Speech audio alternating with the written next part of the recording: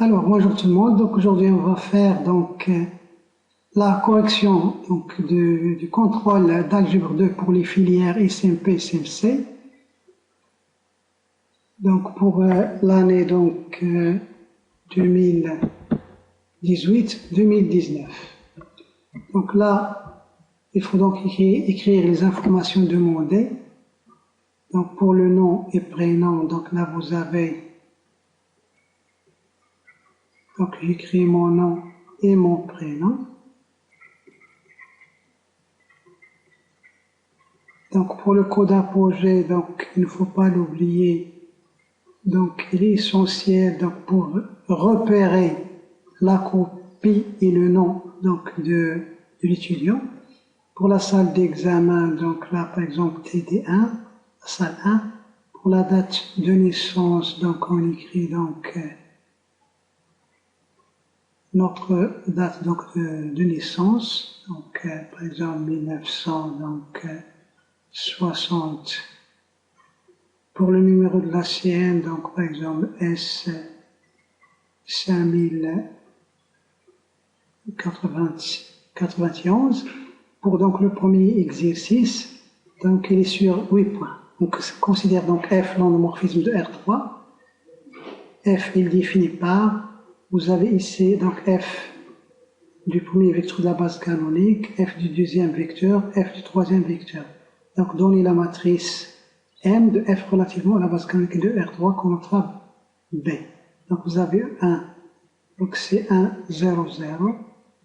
E2 donc c'est 0, 1, 0. E3 donc c'est 0, 0, 1. Là vous avez par exemple F de E1. F de E1, donc c'est égal 1 moins 1, 1. Dans la base canonique, donc les coordonnées, donc ça va faire E1 moins E2 plus E3. Donc ça fait 1 E1 plus moins 1 E2 plus donc 1 E3. F de E2, la même chose, donc ça va faire moins 1 donc E1 plus 1 E2 plus 1 point E3, F de E3, donc c'est égal à 1, donc 1 moins 1, donc ça fait 1 E1, plus 1 E2, plus moins 1 E3. Donc d'où, donc la matrice de F par rapport à la base canonique, tout simplement, on prend les coordonnées, ici on les met sous la forme d'une colonne, donc ça fait 1, donc moins 1, 1.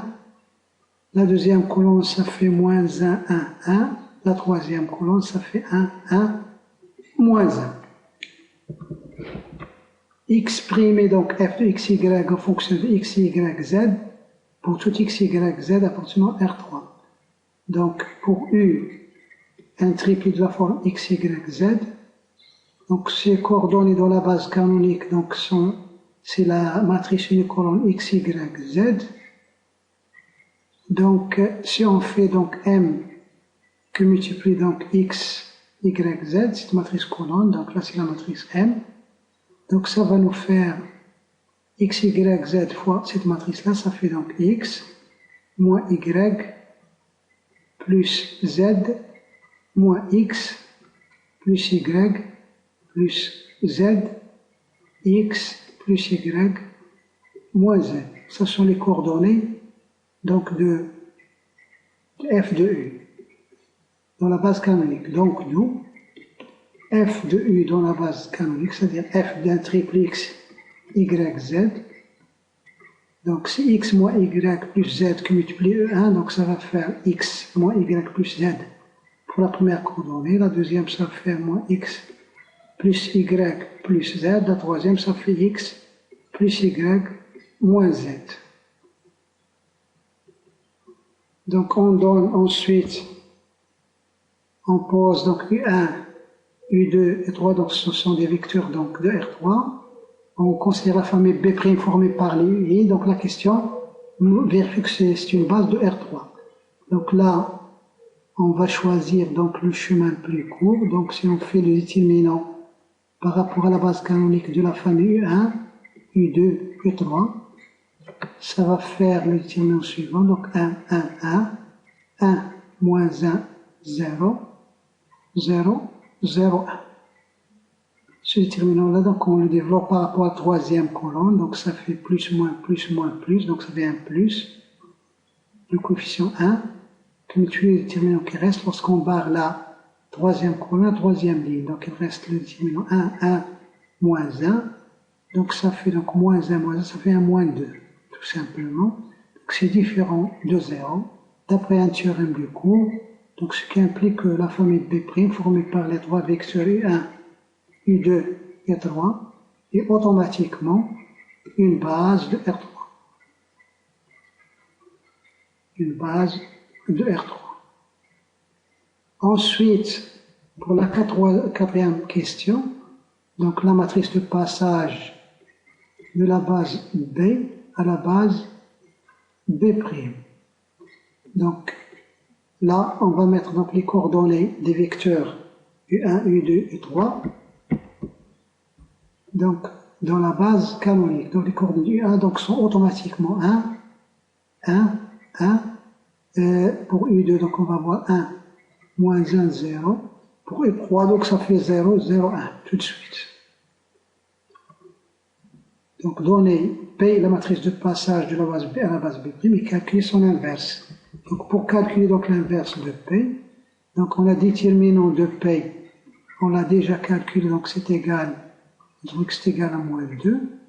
Donc, c'est le déterminant de la famille 1, U2 et 3.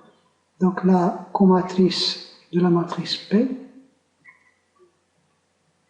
donc là, on commence par un plus, moins, plus, moins, plus, moins, plus, moins, plus. Donc là, il va falloir mettre les cofacteurs. Donc là, lorsqu'on est là, donc ça fait moins 1 fois 1, moins 0. Donc là, ça fait 1 moins 1. Lorsqu'on est là, donc ça fait 1 moins 0. Lorsqu'on est là, donc ça fait 0 moins 1, ça fait donc 1. Lorsqu'on est là, donc ça fait 1 moins 0. Lorsqu'on est là, donc ça fait 1 moins 0.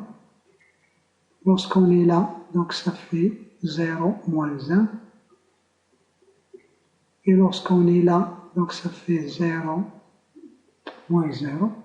Lorsqu'on est là, donc ça fait 0 moins 0. Lorsqu'on est là, ça fait donc moins 1, ça fait moins 2. D'où donc la matrice P moins 1 qui est égale à 1 sur déterminant de P transposé de la comatrice de P qui est égale donc à moins 1,5 point. On transpose la comatrice, donc ça fait moins 1, moins 1, 1.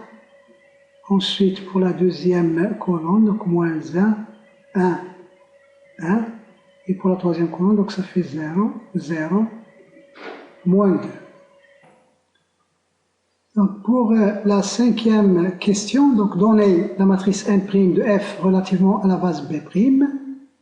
Donc on a, donc d'après le cours, la matrice M', donc c'est la matrice de F par rapport à la base B', donc c'est égal à l'inverse de la matrice de passage de B à B', c'est-à-dire P-1, que multiplie la matrice de F par rapport à l'ancienne base, que multiplie la matrice P, c'est-à-dire P-1, que multiplie la matrice M, que multiplie la matrice P. Donc, M-1, ça va donner donc P-1, donc c'est moins 1,5, donc la matrice P-1, on la recopie, que multiplie donc la matrice M, qui est égale donc à 1, moins 1, 1, moins 1, 1, 1, 1, 1, moins 1, que multiplier la matrice P.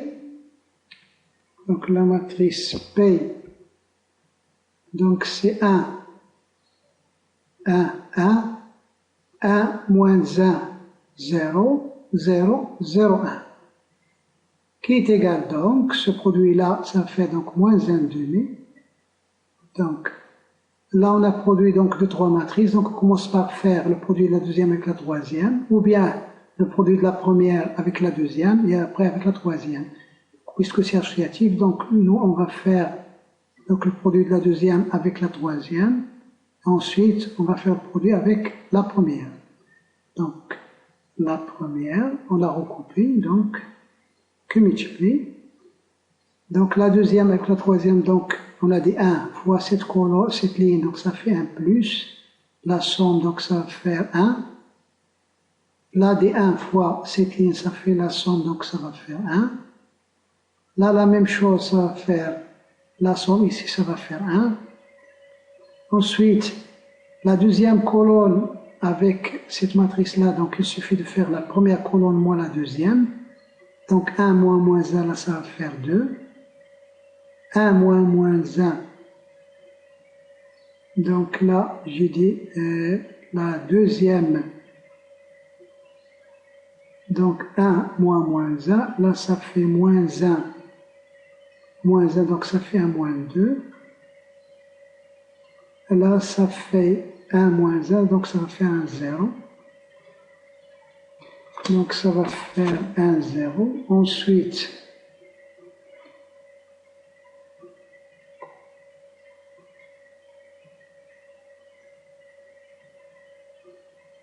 la troisième, ici on a des zéros sauf ici, donc on regarde ici la troisième colonne, donc on va la recopier, ça fait 1, 1, moins 1.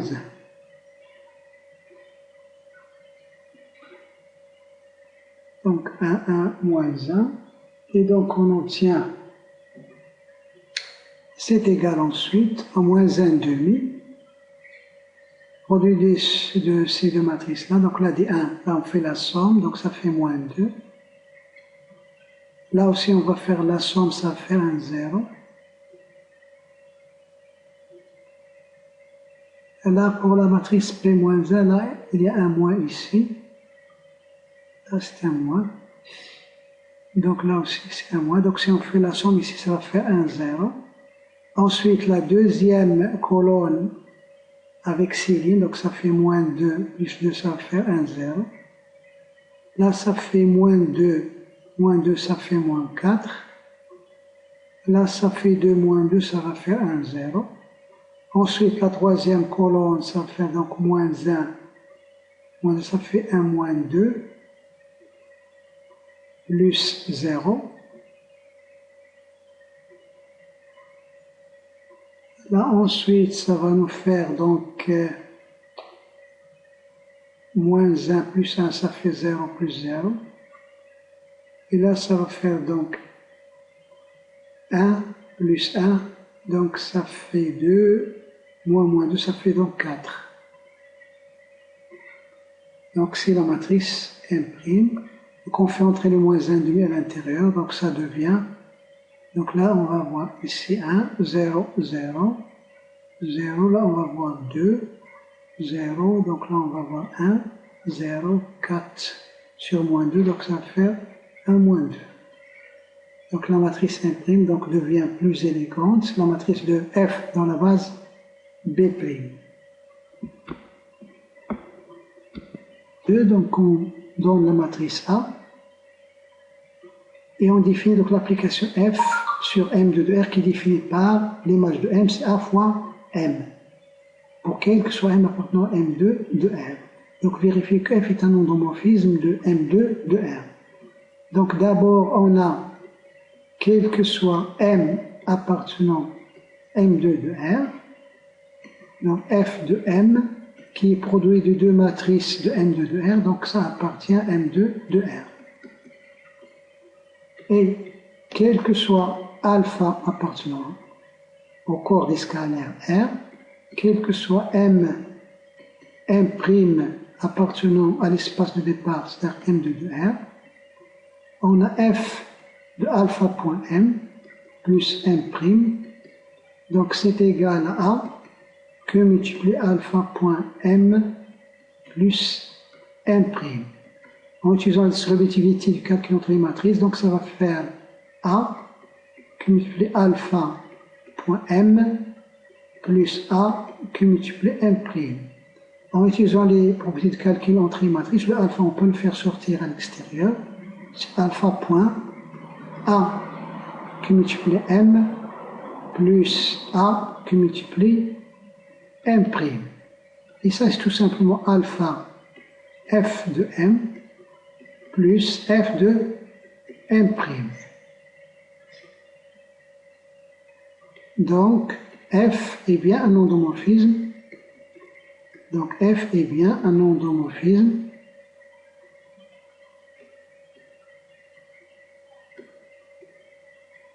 donc de M2 de R.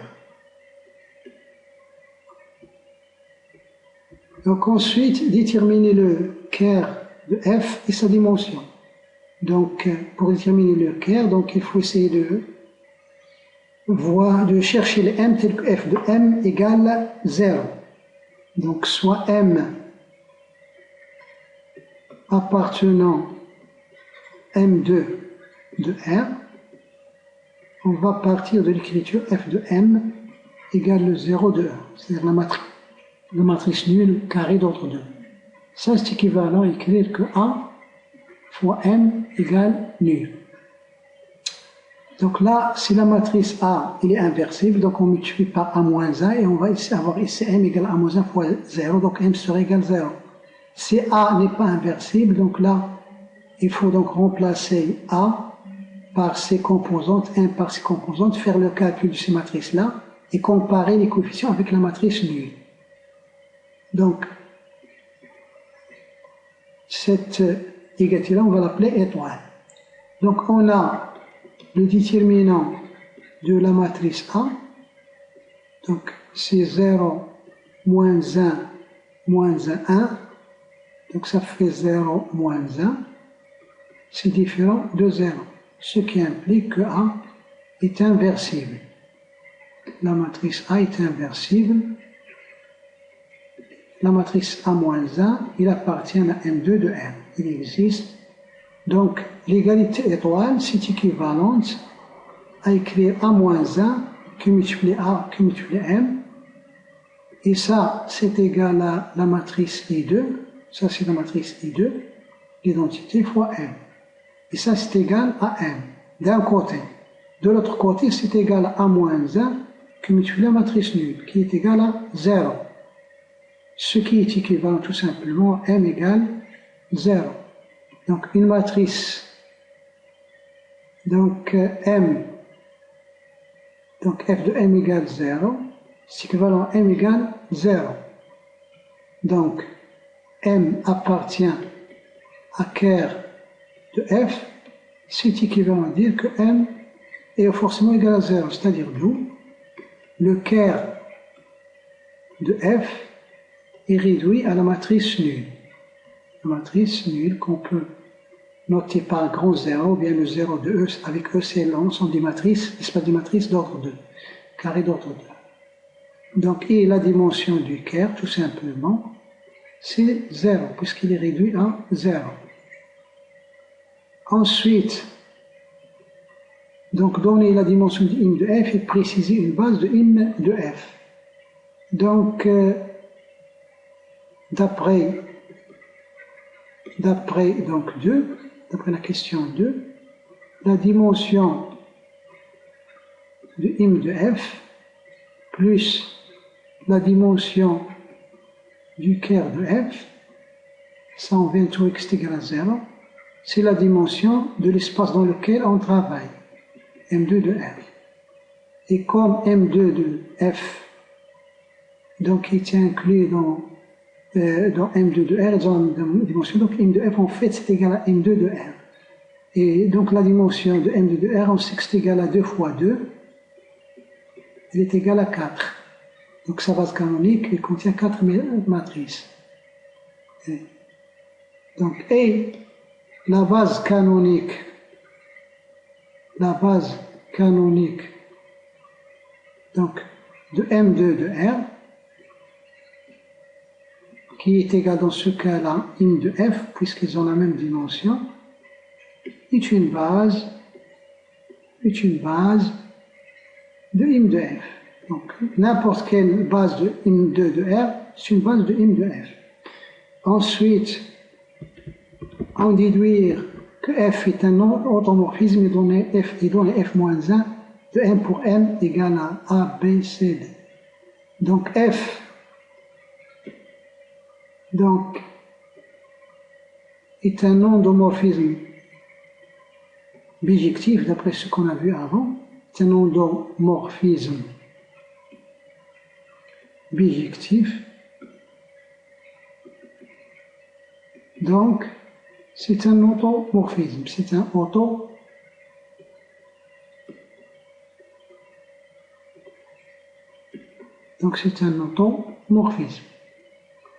Donc ça, d'après le cours, on sait qu'un endomorphisme est bijectif si seulement si il est injectif, si seulement si il est surjectif. Donc ces propriétés-là sont équivalentes.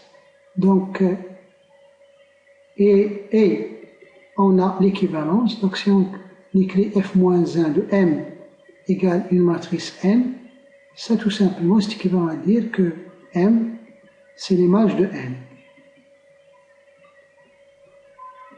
Et F égale F de N, ça veut dire que M égale A fois N. Puisqu'on sait que A est inversible, donc ça c'est équivalent à A-1 que multiplié M égale à A-1 que multiplié A que multiplié N. Puisque la matrice A elle est inversible, ce qui est équivalent à écrire que A-1 que multiplié M, A-1 fois A c'est l'identité, donc il reste ici N. En comparant ces deux lignes, donc d'où F-1 de la matrice M qui est égal à N, donc c'est A-1 qui multiplie M. Donc l'image réciproque de M par F, c'est F-1 de M, c'est l'inverse de A fois M. Donc ensuite, donner la matrice de F relativement à la base canonique B, la base canonique de M2 de R. Donc on doit calculer donc F de E1 qui est égal à A qui multiplie E1, c'est-à-dire c'est la matrice 0, -1, -1 qui multiplie la matrice 1, 0, 0. Donc on fait le calcul, donc ça fait 1, 0 fois 0, ça fait 0. Là ça fait -1, là c'est des 0, donc ça va donner des 0. F, on retrouve, donc là c'est moins la matrice E3. Là c'est moins E3. F de E2, donc ça va faire A, qui multiplie donc E2, qui donne, donc là des 0, là ça fait 1, 0, -1. Là, on retrouve donc la matrice moins E4. Moins E4. Si on fait donc F de E3, c'est-à-dire le produit suivant, 3, donc là 1, 0. Donc ça va nous faire 0, 1, donc ça fait un -1. Là, ça fait 0, ça fait 1, et là, ça fait 0. Là, on retrouve donc moins E1 plus E3. Si on fait F de E4, ça va nous faire donc 0, -1, -1, qui multiplie donc 0, 0, 0, 1, qui donne donc tout de suite 0, 0. Et là, ça fait donc -1. Et là, ça fait donc 1. Là, on retrouve donc moins E2 plus E4. Donc, d'où la matrice de F par rapport à la base canonique de M2 de R, c'est égal, c'est une matrice carrée d'ordre 4. Donc, F de 1 ça fait moins E3. Donc là, ça fait 0, 0, moins 1, 0. F de E2, donc ça fait 0, 0, 0, moins 1 pour la coordonnée multiplié par E4. F de E3, ça fait donc moins 1 E1, 0 E2, 1 E3, 0 E4. Et F de E3, donc ça fait 0, moins 1 point E2, 0 E3, 1 E4. Donc c'est une matrice carrée d'ordre 4. Pour le troisième exercice, donc il y a sur 4 et demi, donc on considère dans R3 les trois vecteurs V1, V2, V3, où M est un paramètre réel. Calculer en fonction de M le déterminant suivant. Donc ce déterminant-là, on peut le calculer donc tout de suite. Là, on va faire apparaître un maximum de 0. Sur la troisième ligne, il y a déjà 0. Donc là, il suffit de faire cette colonne moins celle-là, ou bien celle-là moins celle-là, pour avoir un autre 0. Donc là, on va écrire M, 1, 0. Si on fait la deuxième colonne moins la troisième, ça fait M, M, là ça fait 0, et on garde la troisième colonne. Puis on développe par rapport à la troisième ligne, donc plus, moins, donc ça fait un plus 1, qui multiplie le déterminant qui reste, donc c'est M, 1, M, M. Lorsqu'on enlève la troisième ligne, la troisième colonne. Donc ça fait tout de suite M au carré, moins M, qui est égal donc à M, M, moins 1. Donc calcul en fonction de M, le déterminant suivant, donc c'est fait. Ensuite, donc discuter suivant la valeur de M, le rang de la famille V1, V2, V3. Donc premier cas, c'est M différent de 0 et M différent de 1. Donc dans ce cas-là, le déterminant delta, donc c'est différent de 0, et donc le rang de la famille C égale 3. C'est-à-dire C est une base, dans ce cas-là, C est une base de R3. C est une base de R3, puisque son déterminant est nul. Deuxième cas, c'est M donc égale 0 ou M égale 1.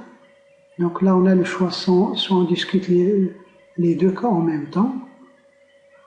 C'est M égale 0 ou M égale à 1. Donc, dans ce cas-là, on peut faire les deux en même temps, ou M égale à 1. Donc, delta est égal à 0, et c'est égal donc, il est de la forme. Donc là, on a M, là, on a 1, 0, là, on va avoir M plus 1, M plus 1, là, on a 1, là, on a 1, 1, 1, ce déterminant-là. Donc, dans ce cas-là, le rang de la famille C est strictement inférieur à 3. Donc, il est soit égal à 1, soit il est égal à 2, puisqu'on a des vecteurs ici non nuls. Donc, le déterminant extrait, donc le déterminant delta prime extrait. Donc, si on prend ce déterminant-là, 1, 0, 1, 1, ou bien 1, 0, M plus 1, 1. Donc, on prend celui-là puisque les coefficients sont clairs. Donc, ça fait 1, c'est différent de 0. Donc, le rang de la famille C est égal à 2. Car on a un déterminant extrait d'ordre 2. On a un déterminant extrait d'ordre 2 non nul. D'ordre 2 non nul. Donc le rang, on a deux cas, soit C3, soit C2. Ensuite, on note par B, donc la base canonique de R3, Fm, l'endomorphisme de R3 défini par Fm de 1 c'est V1, Fm de E2 c'est V2, Fm de E3 c'est V3. Déterminer suivant les valeurs de M, les dimensions, dim du Kerr et dim de l'image, la dimension de l'image. On a tout de suite, on va commencer par la dimension de l'im de Fm, C de M. On sait donc que c'est égal le rang de Fm de E1, Fm de E2, Fm donc de E3. Donc, puisque 1, E2, E3 est une base de l'espace de départ, donc la dimension de l'im, on sait que c'est égal à la dimension de vecteur de ces trois vecteurs-là, qui est égal au rang de cette famille-là. C'est-à-dire, tout simplement, c'est le rang de U1, U2, U3, c'est-à-dire le rang de la famille C. Le rang de la famille C. Donc, premier cas, c'est M différent de 0 et M différent de 1. Donc, la dimension de im de Fm, c'est égal à 3. Et c'est égal à la dimension de l'espace dans lequel on travaille, qui est égal à 3. Donc, dans ce cas-là, Fn est un automorphisme. Et la dimension donc, du kerr, c'est 3 moins 3, ça fait 0. Donc, c'est 3 moins la dimension de M3, c'était 0. Deuxième cas. Deuxième cas, donc si M égale 0 ou M égale 1, donc la dimension de l'im de Fm, qui est égal le rang de la famille C, on a dit que c'est égal à 2. Et dans ce cas-là, la dimension du kerr de Fm, qui est égal donc à 3 moins 2, qui est égal donc à 1. Donc on a donc répondu à la question. Donc pour les méthodes qu'on a utilisées ici pour la résolution donc des questions, donc là ici on a essayé d'utiliser les méthodes qui donnent tout de suite les résultats, en utilisant les déterminants pour vérifier qu'une famille est libre ou non. On peut utiliser donc les méthodes directes par la définition ou autre chose, mais l'essentiel c'est que ça doit être un raisonnement clair et net.